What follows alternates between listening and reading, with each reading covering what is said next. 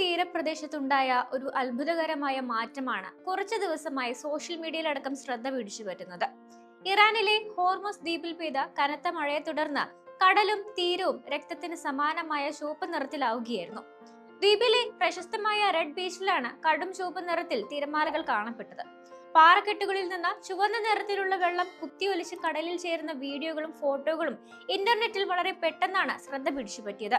ഒരു വിഭാഗം ഈ കാഴ്ച കണ്ട് ഭയപ്പെടുകയും അശുഭ ലക്ഷണമായി വ്യാഖ്യാനിക്കുകയും ചെയ്തപ്പോൾ ഇത് പൂർണ്ണമായും സ്വാഭാവികമായ ഒരു പ്രകൃതി പ്രതിഭാസമാണെന്നാണ് വിദഗ്ധർ പറഞ്ഞത്. 70-ലധികം നിറങ്ങളിലുള്ള ധാതുക്കൾ അടങ്ങിയിട്ടുള്ള ദ്വീപാണ് ഹോർമുസ് ദ്വീപ്. അതുകൊണ്ട് തന്നെ ഇതിനെ റെയിൻബോ ഐലൻഡ് അഥവാ ഇന്ദ്രധനുഷ് ദ്വീപ് എന്നും വിളിക്കാറുണ്ട്. ഈ ദ്വീപിലെ മണ്ണിൽ അയൺ ഓക്സൈഡിന്റെയും ഹെമറ്റൈറ്റിന്റെയും അളവ് വളരെ കൂടുതലാണ്. ഇക്കാരണം കൊണ്ടാണ് മണ്ണിന് ചുവപ്പ് നിറം ലഭിക്കുന്നത്. മഴ പെയ്യുമ്പോൾ പാറകളിൽ നിന്നുള്ള ചുവന്ന മണ്ണ് ഒലിച്ചിറങ്ങി വെള്ളത്തിൽ കലരുന്നു, പിന്നീട് കടലിലേക്ക് ഒഴുകുകയും ചെയ്യുന്നു. കടൽ വെള്ളം താൽക്കാലികമായി ചുവപ്പ് നിറത്തിലാകാനുള്ള കാരണവും ഇത് തന്നെയാണ്. വേലിയേറ്റവും വേലിയിറക്കവും ഉണ്ടാകുമ്പോൾ ചുവപ്പ് നിറം ക്രമേണ ഇല്ലാതാവുകയും പഴയ അവസ്ഥയിലേക്ക് കടൽ മാറുകയും ചെയ്യും. സഞ്ചാരികളുടെ പ്രിയപ്പെട്ട ഇടം കൂടിയാണ് പേർഷ്യൻ ഗൾഫിൽ സ്ഥിതി ചെയ്യുന്ന ഈ ഒരു ദ്വീപ്.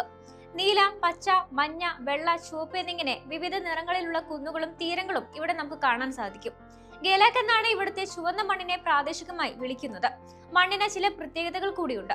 ഇവിടുത്തെ നാട്ടുകാർ ഈ മണ്ണിനെ ഒരു സുഗന്ധവ്യഞ്ജനമായും ഉപയോഗിക്കാറുണ്ട്. ബ്രെഡ്, സോസ്, അച്ചാർ എന്നിവയിൽ ഇത് ചേർക്കാറുണ്ടെന്നാണ് പറയുന്നത്. ഈ മണ്ണ് ഉപയോഗിച്ച് തോംഷി എന്ന പ്രത്യേക തരം ബ്രെഡും നിർമ്മിക്കാറുണ്ട്. പെയിന്റ്, സൗന്ദര്യവർദ്ധക വസ്തുക്കൾ, ഗ്ലാസ് എന്നിവയുടെ നിർമ്മാണത്തിനും ഈ മണ്ണ് വ്യാവസായ അടിസ്ഥാനത്തിൽ ഉപയോഗിച്ചു വരുന്നുണ്ട്. എന്തായാലും ഈ അത്ഭുത പ്രതിഭാസം കാണാൻ വിനോദസഞ്ചാരികളടക്കം നിരവധി പേരാണ് ഇവിടെ എത്തുന്നത്. ചുവന്ന മഴ അല്ലെങ്കിൽ രക്തമഴ എന്നും ചിലർ ഇതിനെ വിശേഷിപ്പിക്കാറുണ്ട്. എന്നാൽ ഇത് മനുഷ്യർക്കോ പരിസ്ഥിതിക്കോ യാതൊരു ദോഷവും വരുത്തുന്നില്ല എന്നാണ് ശാസ്ത്രജ്ഞർ വ്യക്തമാക്കിയിരിക്കുന്നത്.